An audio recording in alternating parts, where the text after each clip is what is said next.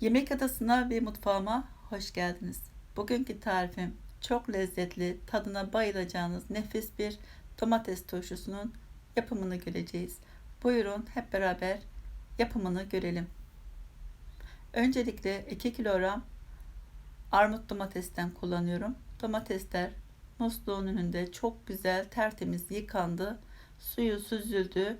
Gösterdiğim şekilde sap kısımlarını alarak ortadan ikiye bölerek dilimliyorum.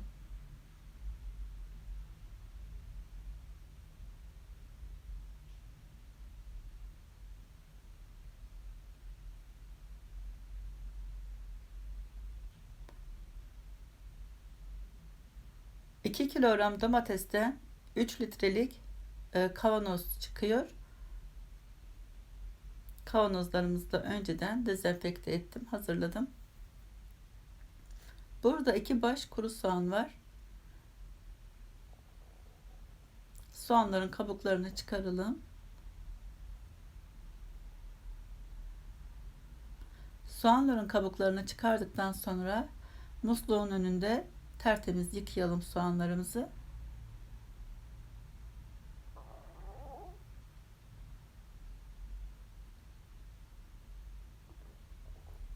Evet, soğanlar yıkandı. Gösterdiğim şekilde halka halka dilimleyelim.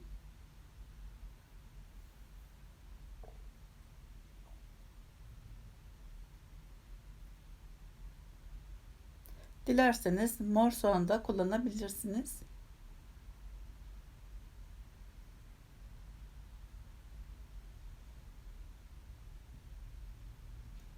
Evet, soğanlarımız da hazırdır.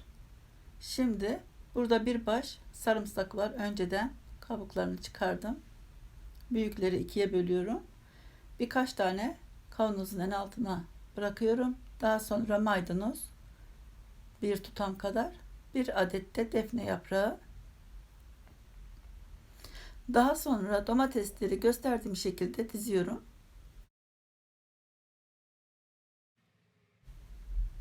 Evet, gösterdiğim şekilde domatesleri yerleştirdim. Daha sonra üzerine 2 parça soğan dilimi, şöyle bir tutam reyhan,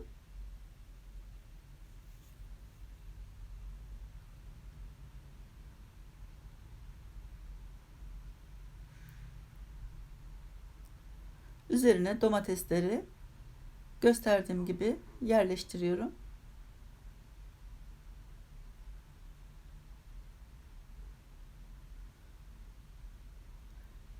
Lezzet vermesi bakımından bir tane çok acı sivri biber ekliyorum. Onu da güzel ince ince doğradım. Çok fazla acı katmıyorum. Sadece lezzet vermesi bakımından, zaten çok acı olduğu için 2-3 parça yeterli geliyor. Ortasına tekrar domates yerleştirdim. Sarımsak ve bir tutam maydanoz. Bu şekilde ilk kavanozu tamamlamış oldum.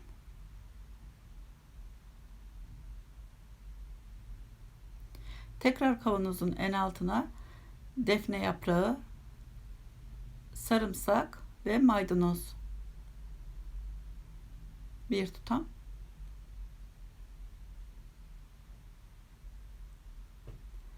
Tekrar domatesleri gösterdiğim şekilde kesmiş olduğum yüzü dış kısma bakacak şekilde yerleştiriyorum.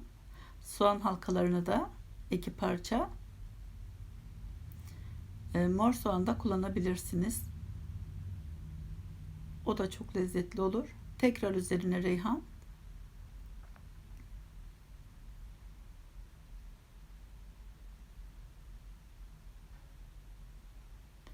2 kilogram domates 3 litrelik kavanozlara tam geldi.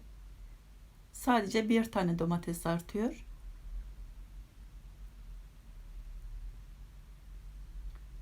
Birkaç tane de biberden yerleştirelim. Çok nefis oldu gerçekten. O kadar güzel kokuyor ki. Şimdi sonuncu kavanozumuzu, sarımsakları en alta,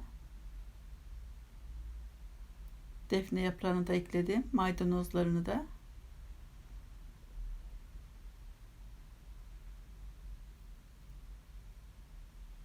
Hem pratik hem de gerçekten çok lezzetli bir tarif. Kışı beklemeden bitireceğinize eminim. Tadını beğenirseniz daha fazla da yapabilirsiniz. Tabii herkesin damak zevki farklı.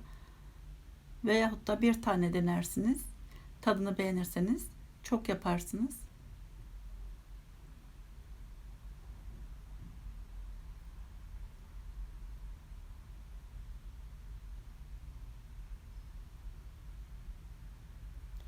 Evet, sonuncu kavanozumuzu da tamamladık. Şimdi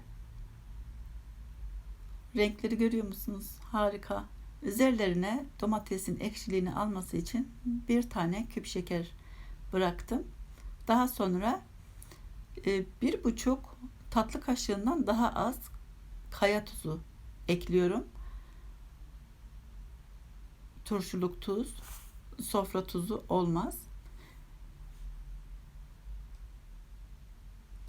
Salamuralık turşu yaptığımız tuzlardan ekliyorum. Daha sonra üzerine bir tatlı kaşığı üzüm sirkesi, ama güzel bir kaliteli bir üzüm sirkesi veyahut da evinizde yaptığınız üzüm sirkesinden kullanabilirsiniz.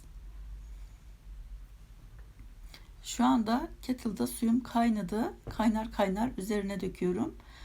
Suyu da hazır su kullanalım. İçme musluğunuzdan akan sudan değil. İçme suyunu güzelce kaynatalım. Kaynadıktan sonra bu şekilde doldurdukça taşma olacaktır, ama güzelce suyun yerleşmesini bekledikten sonra tekrar üzerine tamamlayalım. Bu şekilde görüyorsunuz. Suyu kapağın çizgisini geçirmeyelim. Evet, içine çektikçe suyunu tekrar üzerinden dolduruyorum.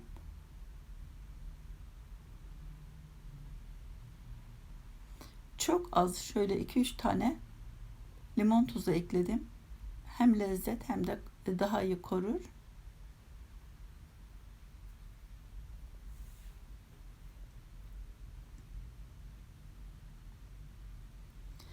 Evet, eğer boşluklar varsa, suyunu çektiyse tekrar üzerine kaynar su dökebilirsiniz. Daha sonra bir kaşığın sapıyla kenarlarından havasını alabilirsiniz. O zaman kapak atmaz. Evet, güzelce havasını bastırarak alalım. Daha sonra üzerine bir yemek kaşığı kadar zeytinyağı ekleyebiliriz.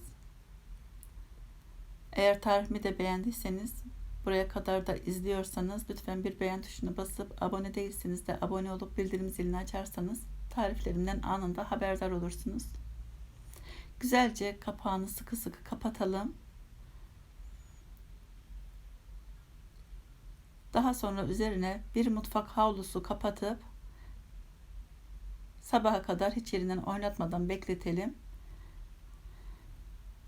Bu şekilde önce havlumuzu kapatalım.